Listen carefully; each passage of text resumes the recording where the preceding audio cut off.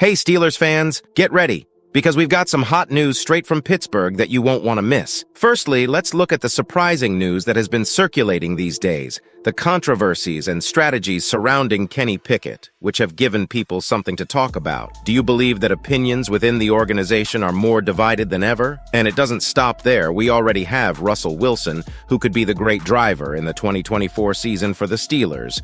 But what you don't know is that the Steelers could be embarrassed in the attack if Russell Wilson's problems with sacks return.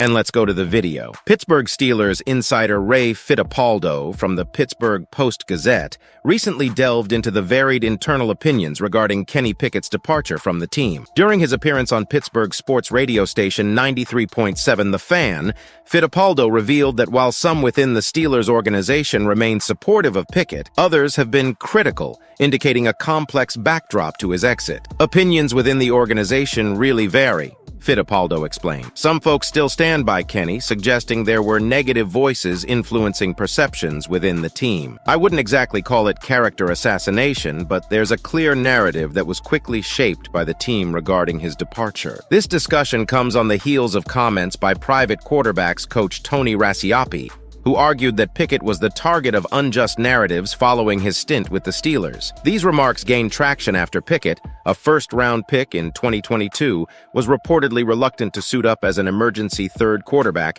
in a crucial Week 17 matchup last December. Subsequently, when the Steelers signed Russell Wilson in March, Pickett indicated a preference to leave, leading to his trade to the Philadelphia Eagles.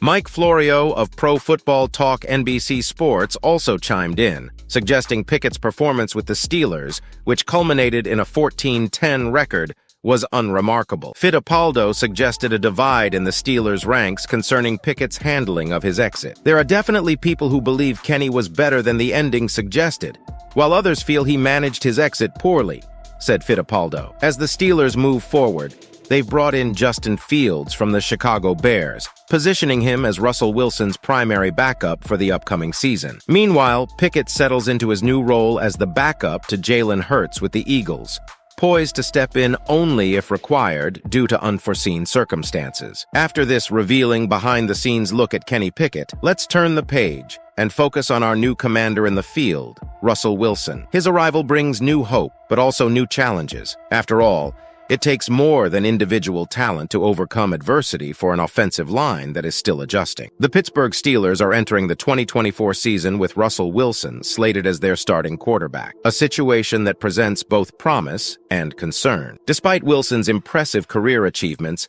there's an unease surrounding his recent tendency to take an excessive number of sacks, which could potentially stifle the Steelers' offensive ambitions. Wilson, celebrated for his dynamic play, also brings with him a history of sack issues that have plagued his last few seasons, first with the Seattle Seahawks and then with the Denver Broncos. The problem isn't just the sacks themselves, but the part Wilson plays in accruing them. Mark Schlereth, a former NFL lineman and current analyst, emphasized this point on his podcast, The Stinkin' Truth. He noted that a significant percentage of the sacks Wilson has taken are due to his own decisions, saying that insiders from both Seattle and Denver attribute a substantial portion of these sacks directly to Wilson's actions. In his most challenging season, 2022 with Denver, Wilson was sacked a career-high 55 times. While some of this can be attributed to a subpar offensive line, Schlereth pointed out that even when improvements were made in 2023,